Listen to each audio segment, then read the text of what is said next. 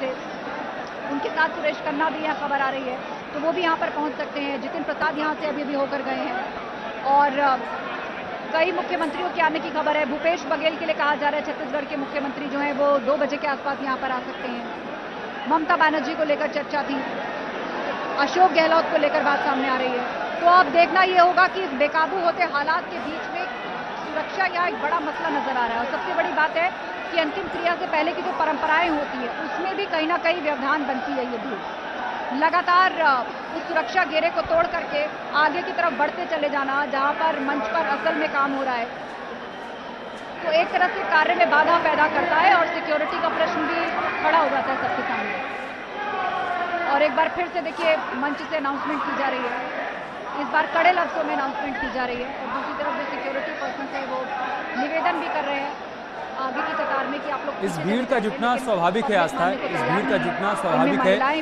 क्योंकि नेताजी का करिश्मा ही ऐसा था। पूरब से लेकर पश्चिम तक, उत्तर से लेकर दक्षिण तक यूपी के हर कोने में उनकी स्वीकार्यता थी, लिहाजा हर कोई उनके अंतिम दर्शन के लिए पहुंच रहा है। और हम देख रहे हैं कि मंच से बार बार अपील की जा रही है लोगों से कि व्यवस्था बनाए रखिए, किसी भी प्रकार की अव्यवस्था होने से आप ही लोगों को परेशानी होगी।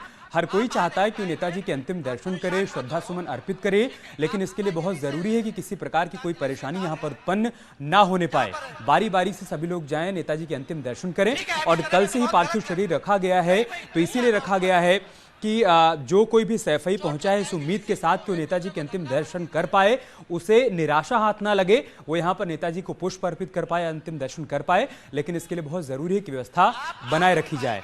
और ये तस्वीरें बता रही हैं कि यहाँ तिल रखने मात्र की जगह भी नहीं बची है इस पूरे पंडाल में।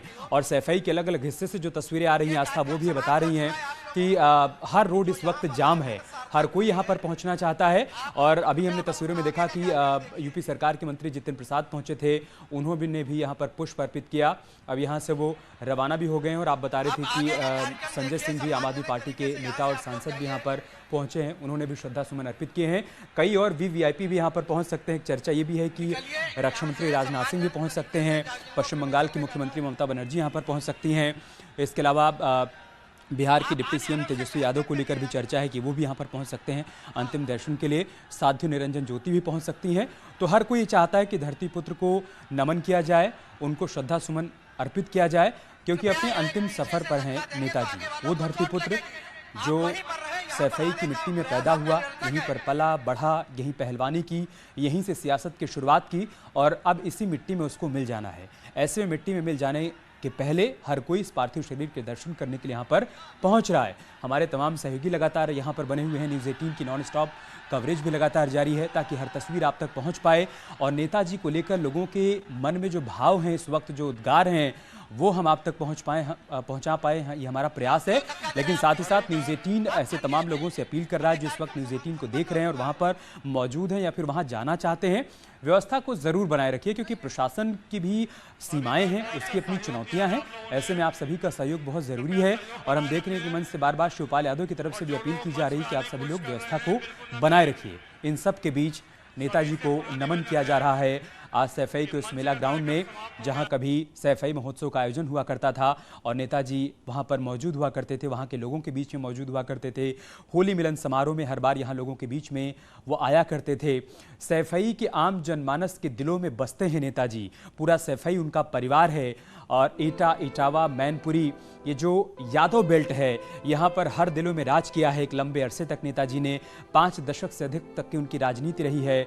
1939 में उनका जन्म हुआ, तो आप सोचिए कि उसके बाद उन्होंने देश का बंटवारा भी देखा, विभाजन देखा, साथ ही साथ उन्होंने चाइना से लड़ी गई लड़ाई देखी, तो भारत पाकिस्तान की लड़ाई भी देखी, इमरजेंसी का दौर भी देखा, जेल भी गए। उसके बाद फिर उन्होंने बाबरी विध्वंस भी देखा, समाजवादी पार्टी का निर्माण किया, वहां से एक नई सियासत की उन्होंने शुरुआत की, 3 बार उत्तर प्रदेश के मुख्यमंत्री बने। तो ऐसे में आज उस नेता को नमन करना स्वाभाविक है कि यहाँ पर हर कोई ये चाहता है कि उनके अंतिम दर्शन कर ले और इसी उम्मीद के साथ लोग पहुंच रहे हैं। ये तस्वीर आप देखिए, ये तमाम समाजवादी पार्टी के वो कार्यकर्ता और समर्थक हैं जो दिलों से जुड़े हुए थे नेताजी से। एक महिला समर्थक आप देख सकते हैं जो कि यहाँ पर बेहोश हो गई जब वो नेताजी के अंतिम दर्शन के लिए पहुंची। यही भाव है लोगों के भीतर नेताजी को लेकर, क्योंकि नेताजी की सभी के साथ एक आत्मीयता थी वो एक व्यक्तिगत संबंध लोगों के साथ बनाया करते थे, हर किसी को नाम से पुकारा करते थे। तो आज जब वो लोगों के बीच नहीं है तो लोगों का इस तरीके से भाव विभोर हो जाना, इस तरीके से द्रवित हो जाना, इस तरीके से अपना आपा खो बैठना, इस तरीके से मूर्छित हो जाना, ये स्वाभाविक है। और आज उसी की तस्वीर यहाँ सैफई मेला ग्राउंड से हमें देखने को मिल रही है, जहाँ पर ये महिला समर्थक, ये महिला कार्यकर्ता कैसे बेहोश हो गई, आप तस्वीरों में देख सकते हैं। और दूसरी तस्वीर, एक पुत्र जो अपनी पिता की उंगलियों को पकड़कर इसी सैफई में उसने चलना सीखा, यहीं से उसने दुनिया को देखने का नया आयाम विकसित किया। उसके पिता ने बताया कि दुनिया में कैसे आगे बढ़ना है, कैसे अपने आप को एक बेहतर इंसान बनाना है। और उसके बाद राजनीति का कहरा भी मुलायम सिंह यादव ने अखिलेश यादव को सिखाया।